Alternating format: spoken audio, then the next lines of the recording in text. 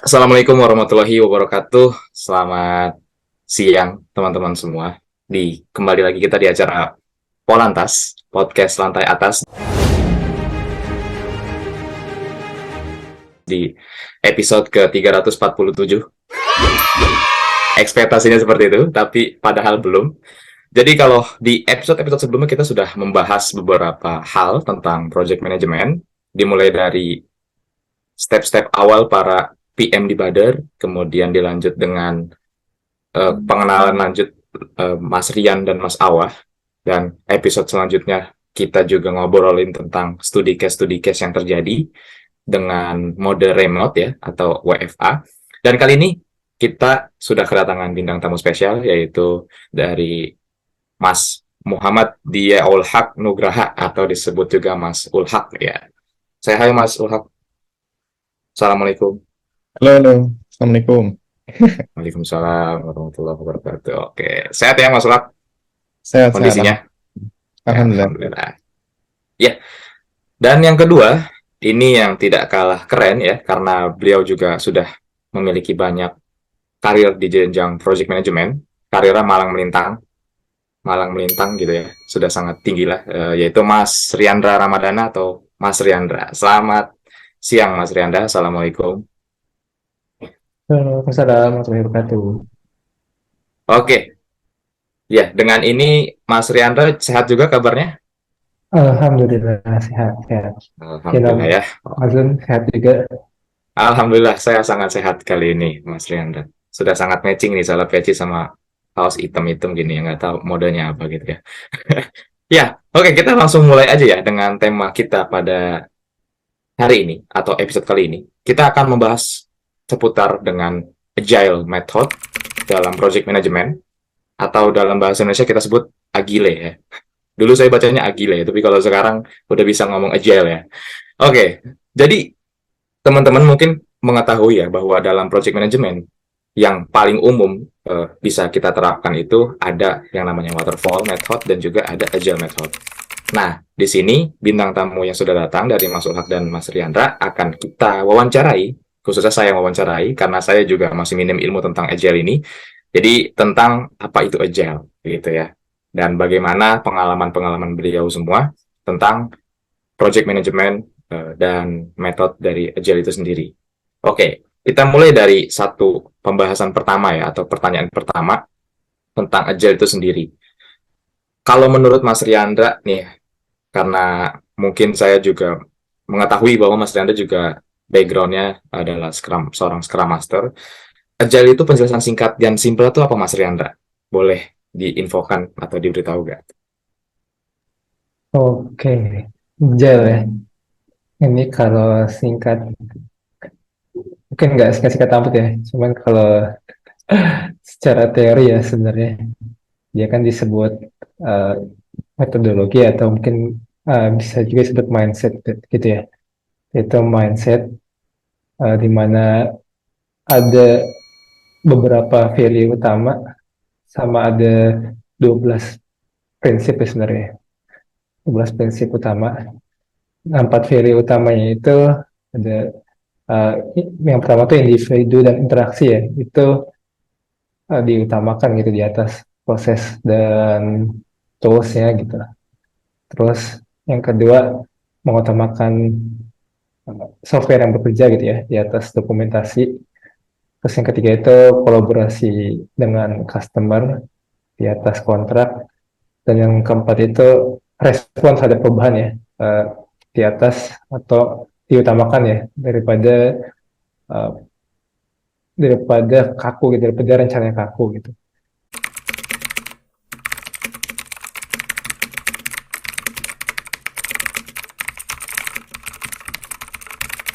Nah, mungkin kalau secara kayak singkat ya, empat value utamanya itu, dimana ya itu tuh untuk mengatasi ya kalau mungkin di zaman di awal-awal software development itu ada waterfall gitu ya, yang terkenal di mana mungkin kalau udah sering juga ya, teman-teman dengar gitu terkait waterfall di mana software development dengan metodologi waterfall itu benar-benar strict gitu ya dari awal udah di dokumentasi dari awal kontraknya, mungkin yang paling sering dipelajari gitu ya sama mungkin di zaman kuliah gitu ya, kalau yang kuliah di bidang IT gitu, mulai uh, dari planning projectnya gitu sampai benar-benar di dokumentasi lah semuanya gitu sebelum mulai gitu. Nah ini agile ini untuk apa ya, mengubah mindset itu gimana, ternyata nggak semua project gitu ya mungkin perlu sestrik itu gitu. Jadi bukannya bilang waterfall itu udah kuno ketinggalan zaman ya, tapi lebih tepatnya mungkin ada beberapa project yang uh, di dalam satu kasus gitu, project ini lebih cocok nih agile gitu. Dia butuh fleksibel, butuh cepat. Nah, sedangkan kalau ada juga project-project yang ternyata butuh dari awal emang strict gitu, strict dan butuh dokumentasi tadi yang jelas dari awal dan perlu diikutin gitu planningnya dari awal sampai akhir benar-benar dengan sesuai dengan rencana gitu. Mungkin itu ya kalau versi agak singkatnya gitu. Oke, terima kasih Mas Riandra. Jadi tadi ada 4 value, 12 aspek ya. 12 prinsip apa aspek tadi saya lupa. 12 prinsip. Prinsip ya. Oke. Makanya 4 kepanjangan kalau value. dijelasin. Iya, Jadi mungkin value kepanjangan nya Mas aja. Riandra. Mungkin kita coba juga sekarang dari contoh penerapan ini. Nah, dari Mas Ulhak, kalau tentang Agile sendiri, pernah mengalami project-nya juga yang menggunakan metode Agile atau belum? Atau sudah pernah dan seperti apa sih penerapan di dalam lapangannya? Kalau tadi kita membahas teori, sekarang kita mau lihat sedikit prakteknya dari Mas Ulhak, apakah pernah dan seperti apa? Silakan Mas Ulhak.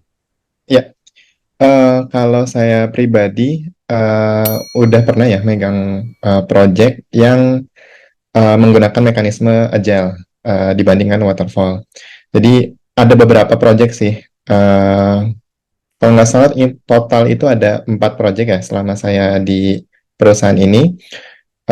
Dan untuk aplikasi yang berbeda pastinya dari klien yang berbeda juga. Untuk penerapannya tadi ya mungkin mirip dengan yang sudah disampaikan sama Mas Riandra. Kalau di Agile ini kita ada sprint biasanya ya. Yang sprint itu bisa 1 bulan, bisa 2 pekan, bisa 1 pekan. Cuma kalau di Badar sendiri biasanya satu sprint itu 2 pekan. Di setiap sprint itu kita banyak agenda ya yang kita lakukan, kayak misalkan dari planning, terus setiap harinya ada daily meeting untuk tahu update progress dari setiap anggota tim. Terus juga ada review meeting sampai akhirnya nanti bisa kita adakan retrospektif meeting, yaitu meeting untuk internal team yang kita membahas apa aja yang udah baik dan yang belum baik di sprint yang udah berjalan, sehingga di sprint berikutnya itu bisa lebih baik lagi gitu. Nah, di sebelum retro tadi saya sempat sebut review itu biasanya dengan klien, jadi kita mempresentasikan ya atau memberitakan apa aja yang udah kita lakukan selama satu sprint tersebut. Terus dari klien atau stakeholders akan menilai serta memberitahu apa sih yang bisa atau perlu kita kerjakan next-nya gitu, atau requirement selanjutnya. Dari situ kita bisa diskusi dan menentukan goal atau backlog-backlog dari sprint berikutnya gitu sih. Jadi kurang lebih sama untuk keempat project yang saya alami, cuman mungkin nanti detailnya yang berbeda. Tapi secara general seperti itu. Oke. Ya, terima kasih Mas Ulhak. Ini menarik ya, karena memang saat ini mungkin project yang bermetode agile itu sudah lumayan banyak dan marak ya. Eh, Saat ini pun saya jadi ingin tahu juga ya, kalau misalkan dari menurut pandangan teman-teman berdua, dalam menerapkan metode agile ini, apa sih tantangan terberatnya atau terbesarnya ketika kita mengimplementasikan pada project management IT di sini? Dalam tanda kutip, saya ingin tahu juga apakah project agile ini ada mempertimbangkan masalah cost dalam projectnya, ataukah ada hal-hal lain yang ternyata tidak terdetek akan menjadi biasa aja ternyata kalau di waterfall, tapi menjadi concern besar di agile. Nah, itu kira-kira seperti apa? Boleh dari Mas Riandra dulu. Oke, tantangannya. Sebenarnya mungkin banyak ya tantangannya. Ini baik di waterfall atau di agile juga ya. Nah, mungkin eh, yang pertama ya, kalau dari saya itu yang pertama, eh, uh, mungkin yang pertama itu eh, seperti menjelaskan ya, atau eh, agile itu kan tadi kan saya sempat sebut ya di awal ya. Mungkin bisa lebih tepat juga disebut mindset gitu ya, mindset. Nah, sebenarnya agile itu bukan sesuatu yang baku gitu ya, baku. Jadi kayak kalau kayak waterfall gitu ya, misalnya udah ada ini ya banyak buku panduan gitu ya. Nah kalau kita sendiri itu kayak lebih ke mindset ya nih. Pokoknya intinya tuh yang mau dicari itu dari agile itu bagaimana bisa uh, lebih cepat dan lebih fleksibel gitu ya menghasilkan sebuah produknya gitu ya, menghasilkan sebuah mungkin bukan produk ya, kalau project yang sesuatu yang bisa dilihat, tidak iterasi yang bisa dilihat. Nah, yang pertama itu tantangannya mungkin mencari atau menjelaskan ke klien gitu ya. Kalau ini kalau dalam project gitu ya, di mungkin nggak semua klien paham gitu tentang agile. Jadi awalnya kita harus punya pemahaman yang sama gitu. Kalau agile itu ya kita harus kolaborasi gitu. Jadi nggak cuma dari sisi tim development aja, tapi dari stakeholdernya gitu ya. Terutama yang ngerti bisnis proses itu juga harus ikut partisipasi gitu ya untuk bisa menghasilkan sebuah produk yang bagus gitu. Karena ya mereka kan yang akan menggunakan aplikasi ya, jadi mereka yang tahu oh kebutuhannya seperti ini gitu ya. Jadi kalau misalnya kayak ditinggal kayak mungkin kayak waterfall gitu ya, dia di awal aja gitu ya, terus habis itu ditinggal gitu nggak ikut lagi sampai tiba-tiba di akhir. Nah itu rentan ya akan terjadi ya sama aja jadi kayak waterfall gitu ya. Eh, ya pas di awal ada eh, ada kebutuhannya gitu ya, dijelasin di awal, tapi ternyata di tengah-tengah uh, karena kita ditinggal sama stakeholder, nah itu nggak ketahuan kalau ternyata di tengah-tengah itu ada hal, kecil yang mungkin di awal kelewat itu ya, atau mungkin nggak sesuai gitu dengan harapan. Nah kira pas di akhir baru ketahuan gitu. Itu yang pertama ya, yang menyamakan mindsetnya dengan stakeholder ya, stakeholder lain. Terus mungkin yang kedua dari sisi internal juga ya, mungkin masih banyak juga sebenarnya uh, dari teman-teman gitu ya, dari teman-teman atau dari lainnya yang kadang-kadang mindset agile juga belum terlalu paham gitu ya. Jadi padahal kalau tadi disebut di videonya itu ada kolaborasi gitu ya, ada kolaborasi. Nah itu kadang-kadang juga ada di tim gitu yang oh ya yaudah yang penting kerjaan kerjaan saya aja gitu ya, kayak nggak terlalu tahu ini fiturnya mau ngapain sih, atau apa sih yang saya kerjain itu tujuannya untuk apa gitu ya, kadang-kadang masih ada yang nggak aware gitu ya, asal ya yang penting saya dikasih tas gitu, tas saya selesaiin gitu. Nah kira pas saya selesai nggak, ternyata nggak sesuai harapan, atau uh, ya cuman sesuai yang diminta aja, padahal bisa aja yang diminta itu ternyata kurang tepat gitu, sedangkan yang ngerjain itu timnya misalnya developer gitu ya, ternyata developer lebih tahu kalau oh ternyata kalau pakai cara yang didiskusin di awal ini kurang sesuai nih, mungkin lebih bagus kalau saya punya ide nih, mungkin dari pengalaman develop aplikasi yang lain seharusnya kayak gini gitu. Nah jadi dari kolaborasi internalnya pun ternyata kadang-kadang ya belum belum terjalin dengan baik gitu. Hmm. Nah, itu mungkin dua dua challenge yang eh, apa yang saya masih sering merasakan ya, walaupun udah mungkin dah ada beberapa proyek jalan dijalanin, cuma kadang-kadang masih ada tuh dua hal itu yang menjadi challenge yang sering terjadi.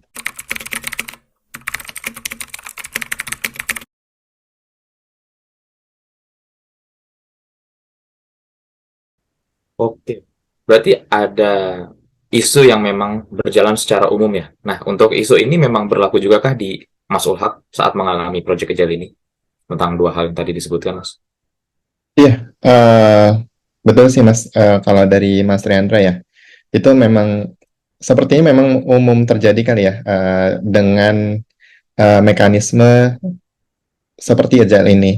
Terus ya selain dua tadi sebenarnya kalau dari saya ya, kalau ditanya tentang tantangan terbesar gitu ya, kembali ke pertanyaan tadi, selain yang udah disebut Mas Triandra, mungkin lebih ke ini ya, karena agile itu biasanya untuk project-project yang eh, lebih tidak pasti gitu. Jadi kalau waterfall biasanya requirement udah jelas di awal, tapi agile itu biasanya eh, di awal tuh cuman singkatnya aja gitu, atau secara general, tapi detailnya itu belum ketahuan, baru ketahuan setelah jalan.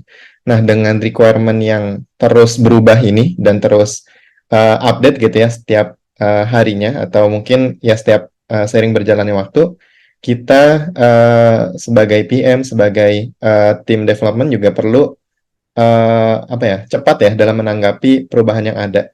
Serta mungkin kalau secara teknis harus siap juga akan perubahan-perubahan yang terjadi gitu. Mungkin dari segi arsitekturnya, atau mungkin dari sisi code-nya harus modular atau lain sebagainya.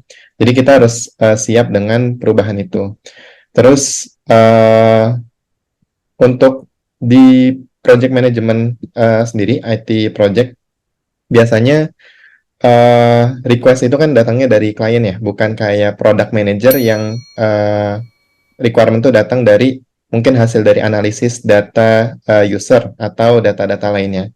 Nah, oleh karena itu kadang kita harus mengfilter ya, atau menganalisis lebih lanjut terkait request dari klien tersebut gitu. Kadang request mau A, padahal dia punya problem B gitu.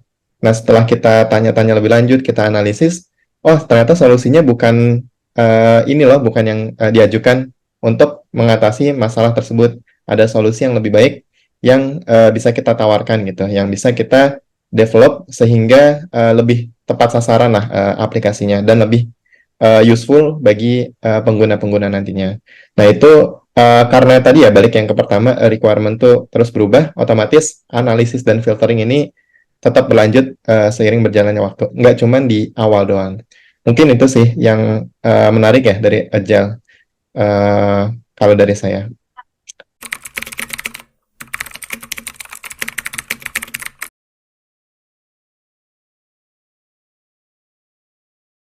Oke.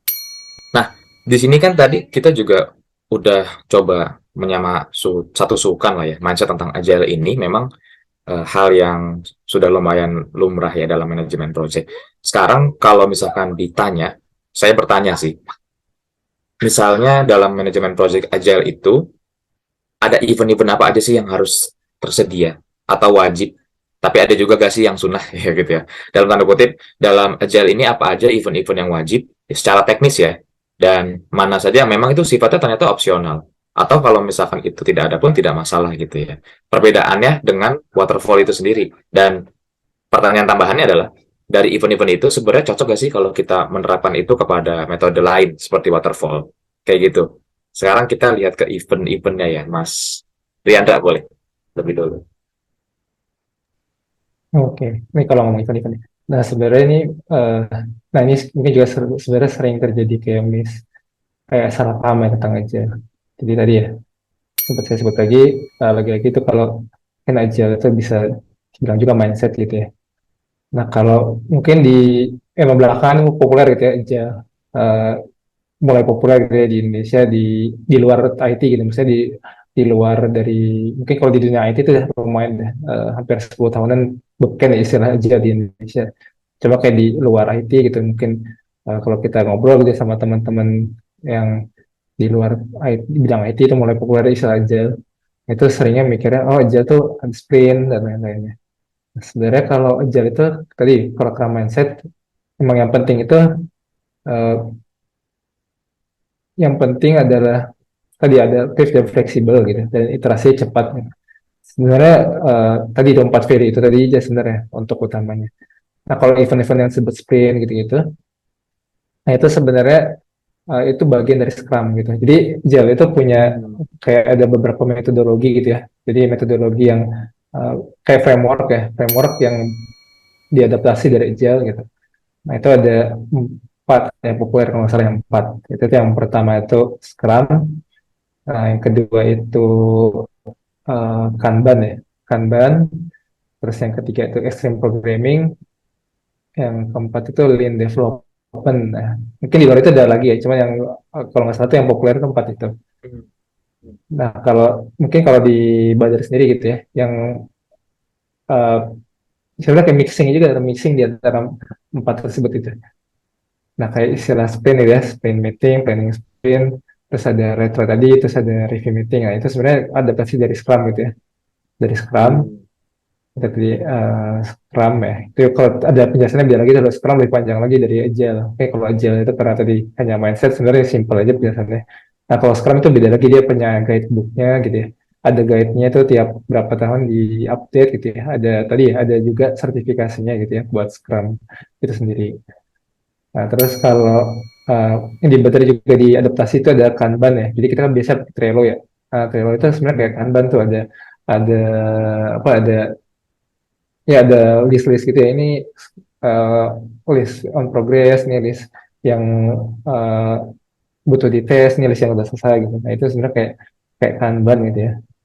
Nah, terus juga Hmm. kadang-kadang ada bagian dari extreme programming juga tuh kayak mungkin ntar uh, ada timnya yang melakukan pair programming atau mungkin ada juga eh, apa istilahnya TDD ya, test driven development. Nah, ini mungkin juga sebenarnya mungkin dalam beberapa kasus dilakukan gitu ya, ada test driven development gitu. Nah, jadi kalau bisa lah event sendiri sebenarnya di Agile tuh nggak ada yang fix gitu ya. Mungkin tergantung gitu ya. Kayak tadi disebut di Badas ini tuh kayak sebenarnya ada campur-campuran gitu ya. Oh, Di iya. di Scrumnya sendiri juga nggak sepenuhnya dijalanin semua gitu event-event Scrum gitu. Jadi bisa dibilang emang kayak ya agile Scrumnya versi Badar gitu.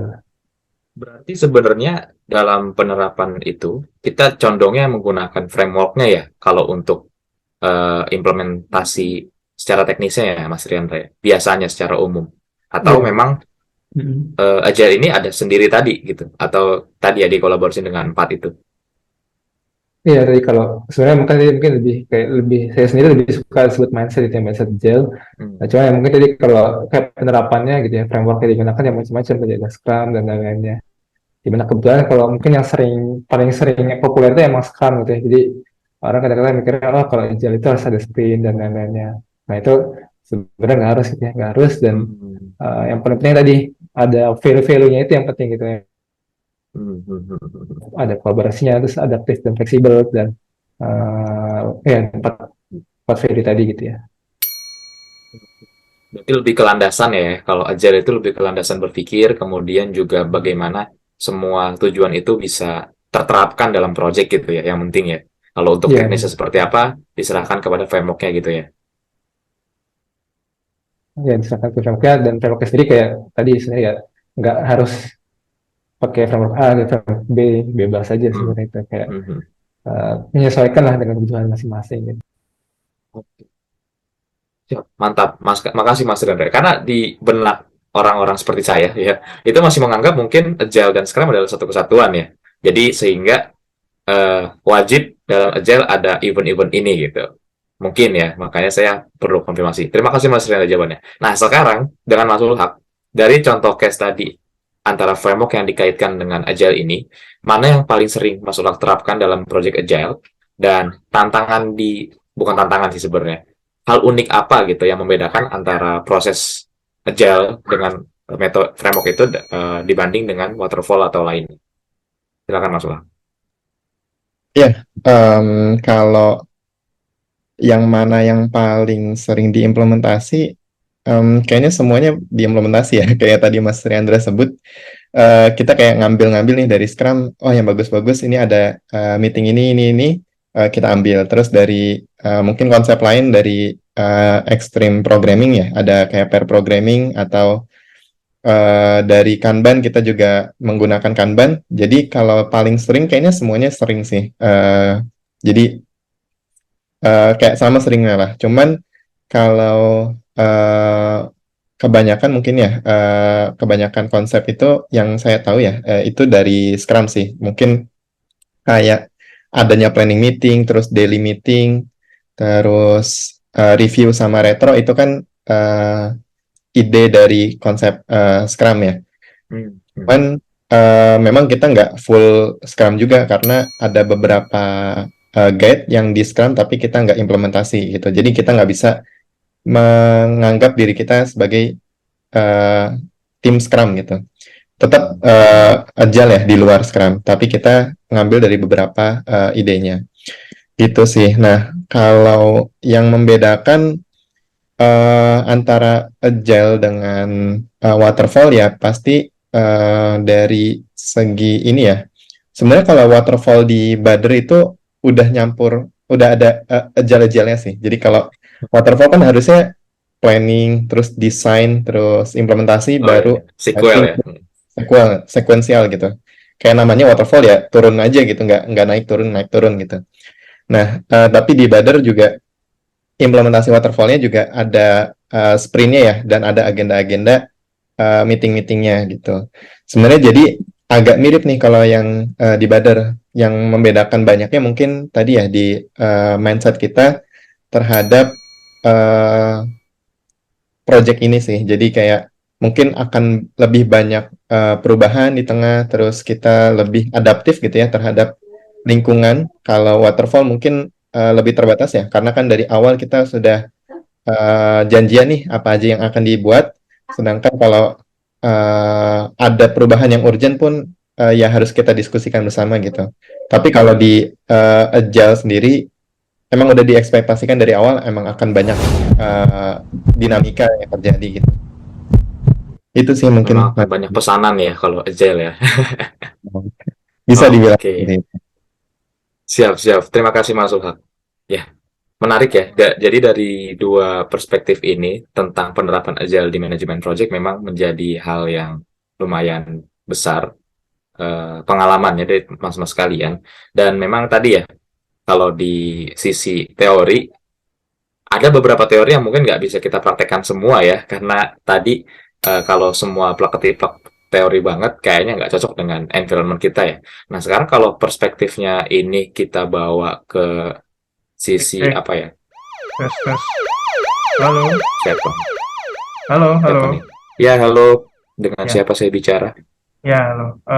Boleh saya masuk, Pak? Silakan Pak. Pak siapa ini? Ya, ya, sebentar Silakan ya, Pak. Pak ya.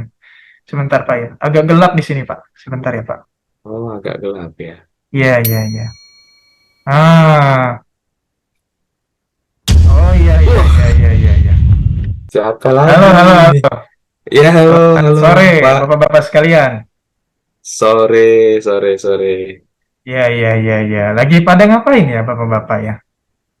Kita lagi ngerumpi aja, Pak. Oh, oke. Ada yang bisa kita bantu, Pak? Oke. Sahrukan ketemu Po Atun. Wih, Perkenalkan, saya Polan Tasantun. wih, jago nih Bapak nih. Iya, Dulu iya, iya. kayak main sama Opi Kumis ya, Pak ya? Iya, saya dulu satu keluarga sih sama Bapak Upi Kumis ya. Tapi akhirnya dikeluarkan gitu. Ya Sudah. ampun. Bercandanya nanti dulu. Saya melihat sepertinya Bapak-bapak ini tidak sesuai ya dengan peraturan yang ada di sini ya. Wah, di mana tuh, Pak? Bapak lagi di mana sih, Pak, sebenarnya, Pak? Saya ini, oh iya, jadi saya ini Polantas Santun, tapi tidak tinggal di bumi. Saya di planet Pluto memang. Dan saya Jauh ya, mendapatkan Pak. report kalau ada pembicaraan antar PM yang tidak sesuai pada peraturannya. Wah, Jadi kalau saya lihat buku peraturan per PM di dunia Pluto, PM itu bukan project manager ya, tapi pantun master ya, Pak. waduh. Dan dari tadi bapak-bapak ini membicarakan project. Jadi harusnya bapak-bapak ini membahas pantun. Kalau begitu, saya agak tertarik dengan Bapak siapa nih? Bapak Ulhak dan Bapak Riandra ya. Saya tertarik untuk menantang Anda berdua untuk membalas pantun saya ya. Oke, saya mulai duluan. Pergi gerilya buat nonton kartun. Apa kabarnya? Tolong jawab pakai pantun. Saya hitung sampai 10, kalau tidak saya sanksi. 10, Wah, 9, silakan Mas Ulhak atau Mas Riandra kalau saya tidak disebut. Ayo, saya bisa. 7. Silakan, Oh, silakan Bapak Riandra. Pagi-pagi makan tahu, Cakep, malam-malam makannya ikan. cakep. Mohon maaf peraturannya kami tidak tahu. Terus, Semoga bisa dimaafkan.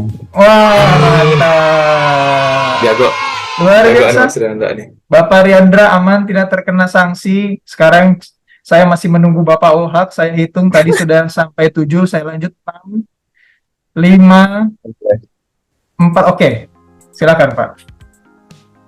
Jalan-jalan bareng Polantas Santun. Cakep. Wah, saya disebut ini. Bagus ini. Perasaan pas di briefing nggak ada pantun. Maaf, saya lebih bawah ya, nggak boleh ketawa. Ya, jadi memang briefing apa ya? Saya nggak tahu karena saya beda ya, beda negara, beda dunia, beda planet ya. Tapi terima kasih atas jawabannya. Tapi saya agak terganggu ya dengan Bapak siapa ini yang agak terang ini, Bapak Zuniar ya. Terang sekali, Iya Pak, cerah ada sekali. apa Pak? Iya, karena Bapak melanggar peraturan bahwa seorang yang bermain podcast itu tidak boleh terlalu cerah. Jadi saya hukum Pak Ulhak dan Pak Riandra ya. Oke, Bapak, ya setuju ya. Saya tilang ya mereka berdua ya Pak ya. Karena Bapak terlalu cerah nih Pak. Saya gelap soalnya Pak ini Pak. Kalau begitu saya akan matikan dulu Pak lampunya. Tidak perlu, tidak perlu. Saya langsung tilang saja Bapak Ulhak Waduh. dan Bapak Riandra supaya tidak masuk ke ranah hukum yang lebih berat. Saya cuma butuh jawaban dari Pak Ulhak dan Pak Riandra. Saya mulai dulu dari Pak Ulhak ya. Pak Ulhak, saya mau tanya, kalau mau nikah tapi tidak ada wali, kira-kira bisa nggak diganti sama Noah? Mohon dijawab Pak Ulhak.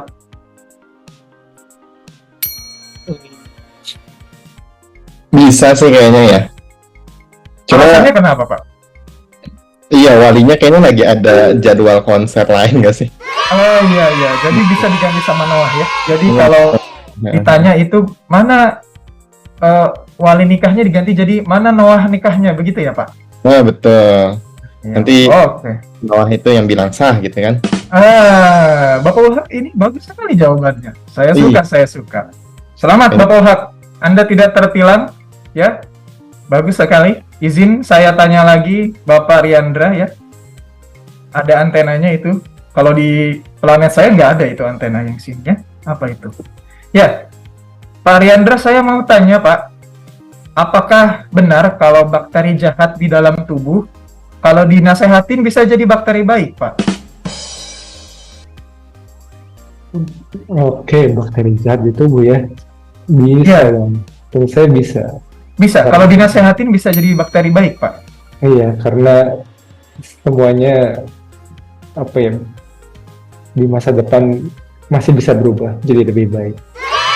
Luar biasa. Luar Luar biasa. biasa. Saya tertegun Luar ini, biasa. tiba-tiba saya Iya. ngeblank.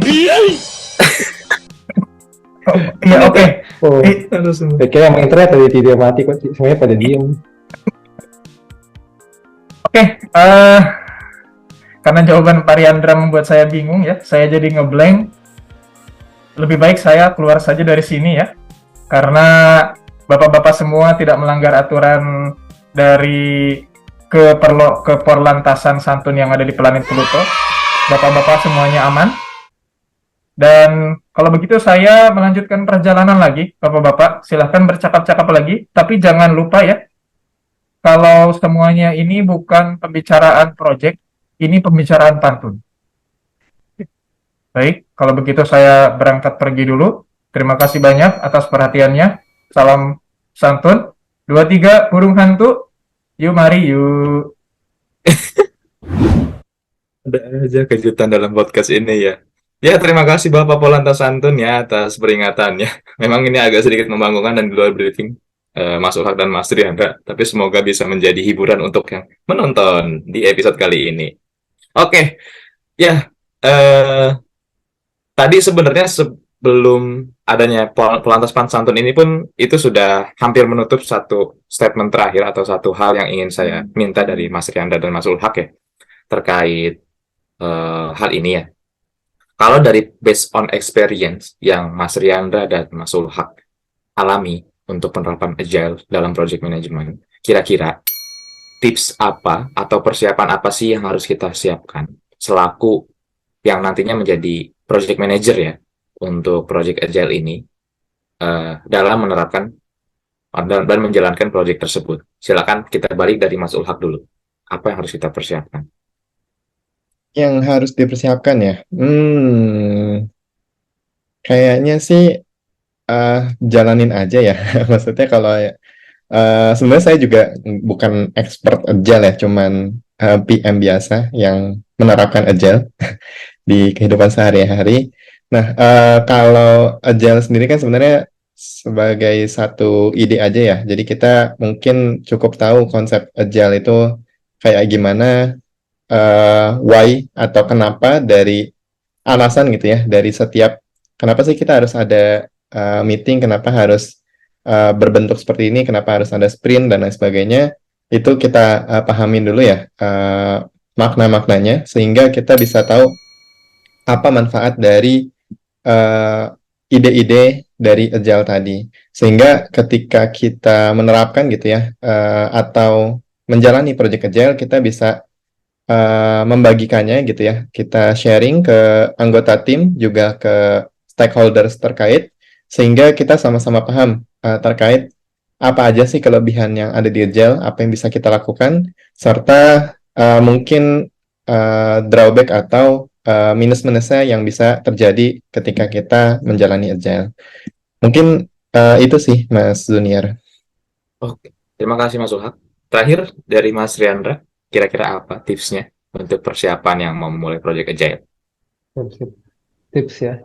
Ini kalau tips yang pasti yang pertama ya pelajarin baca-baca gitu ya tentang agile, tentang Scrum, Kanban dan lain itu bisa banyak ya, banyak memberi insight gitu ya.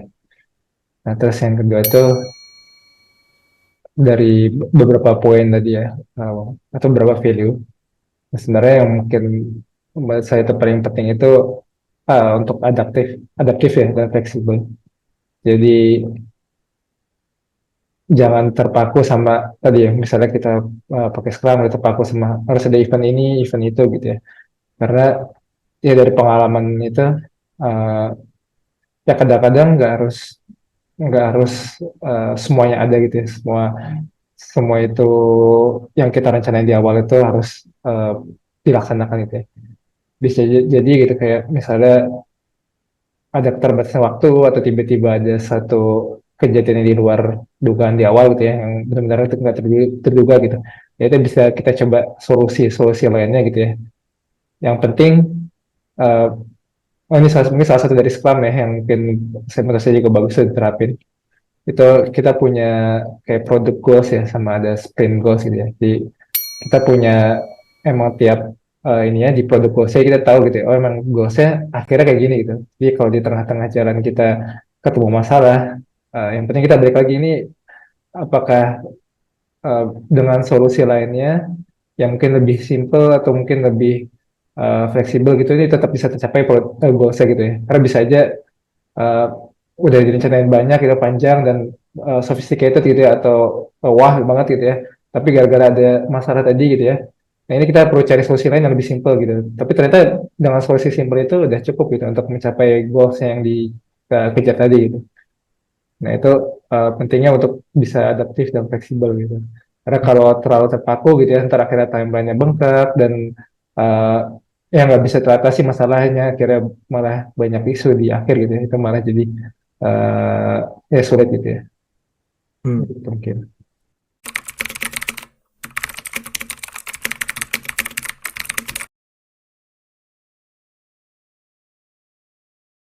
Oke, terima kasih banyak Mas Riandra dan Mas Sulhak atas jawaban-jawabannya. Masya Allah, semoga ini menjadi inspirasi dan juga insight untuk teman-teman yang nantinya masuk ke project management, khususnya dengan metode Agile.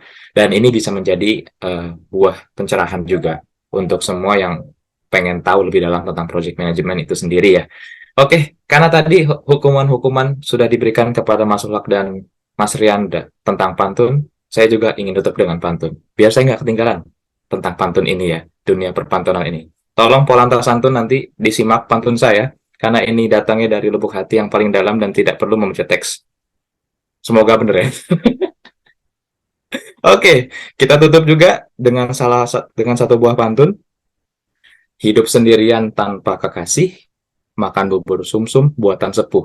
Cukup sekian dan terima kasih. Assalamualaikum warahmatullahi wabarakatuh. Terima kasih Mas Ohak, Mas Riandra.